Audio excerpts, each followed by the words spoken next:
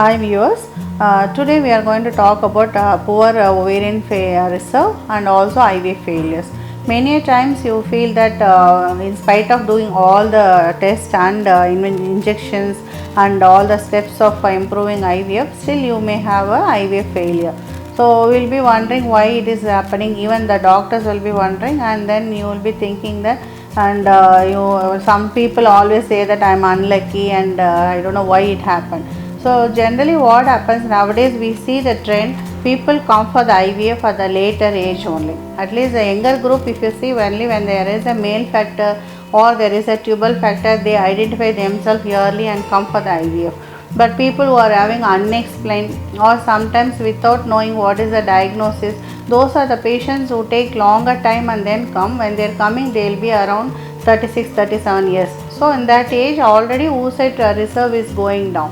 So that is what more and more studies are saying, that when we have a less ovarian reserve, that is number of follicles are less than 5, or number of eggs, that is oocytes, again if they are less than 3, then we have a poor chance of pregnancy.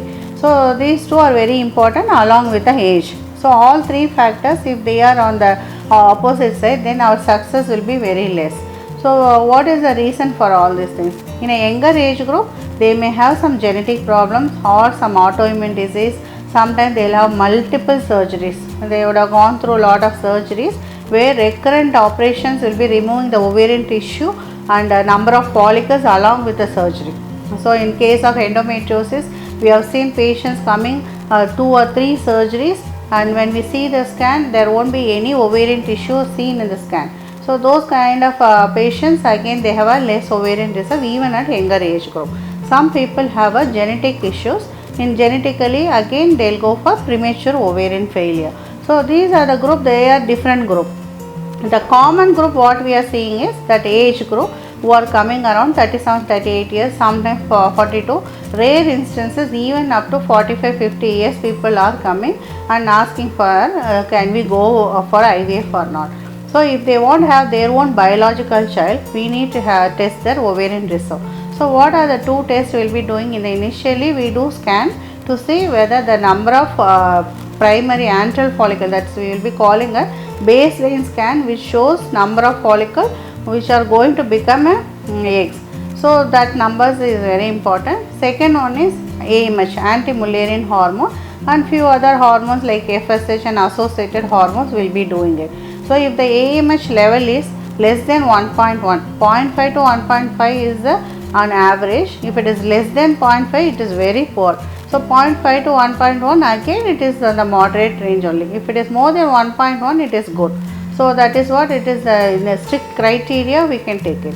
Otherwise, if they have a number of follicles less than 5, simple calculation, and with the age we have to tell them and predict that you are going to have less number of eggs and poor quality embryos, and your success is going to be less comparing to other group. So that is where we are advising to come yearly and get the test done, and frequently you test it before surgery and after surgery. Again your ovarian reserve testing should be done, and when you are going for IVF also we should check the test and make sure that it is alright. Or some people, if they want to wait, so if they are getting married late and they want to wait for the IVF, they have to test the ovarian reserve test in any of the IVF centers, and also pelvic ultrasound, which if it predicts that you are going to have a poor ovarian reserve, you have to go earlier to the IVF rather than waiting and losing whatever eggs are there. So that's why we suggest that the younger the age, the success is more. The more number of eggs, more success. More number of oocytes, more good quality embryos, the success is more. At the same time, poor quality and poor number of oocytes and embryos, again the abortion risk also is high. So you should not waste time on all those things, and better to go for IVF as early as possible. And there are some things we can modify. If you have already poor ovarian reserve predicted, you can go for diet, lifestyle modifications. If you are a diabetic or thyroid, you have to correct all those things and take some medications. Adjuvants will be giving just to try that. All the clinical trials have shown whether it is inconclusive reports. Some studies says that it will help, some studies will say it is not helpful, but we can at least take something positively and try. We have seen some patients developing follicles on those drugs, and then they will have at least a good pregnancy rate. So you can try on those things. And again, during the IVF, we will be stimulating with higher doses of injections, and number of cycles again depending on the number of oocytes. If you have a 2 or 3 oocytes, then we will repeat one more cycle and then collect 2 more or 3 more eggs, and we can pool the number of embryos and then place it, because the number of embryos we are placing is equivalent to the number percentage of success. So when we put more than 2 or 3 embryos, sometimes the success is more at that age group. According to the guidelines, we can follow the number of embryos.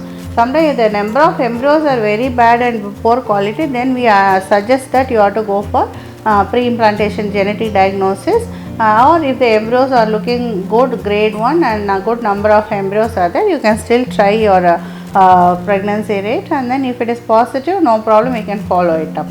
So mostly what we are seeing is the patients who come very late with a poor ovarian reserve, we are having a difficulty in making them conceive, because they are not responding even with higher doses of injection. Sometimes not even a single follicle they develop. When they don't develop a single follicle or oocyte, then the option of donor is always given. But if they won't have biological child, still we try all these things, and they can go for multiple oocyte pooling and then try their level best. So that's why my what I would like to advise here is, when you are waiting for the IVF, or if you are not planning, check your ovarian reserve and ultrasound with a senior fertility specialist, and make sure that everything is alright for you. Then you can try few more cycles of normal or IUI. If the ovarian reserve is going down or it is less, I would suggest not to wait. You go earlier to the IVF, or take out the oocytes and freeze it, or go for an embryo formation and freeze it, so that you will have better success in future. So that is why we are advising more and more of social freezing, where if you are delaying your pregnancy or delaying your marriage, please come and at least freeze your oocytes, so that in future you may not have these problems. So if you have any of these doubts or comments, you can put it in your comment, you can place it in our comment box in YouTube, or you can call us for any opinion and get an online consultation. Thank you.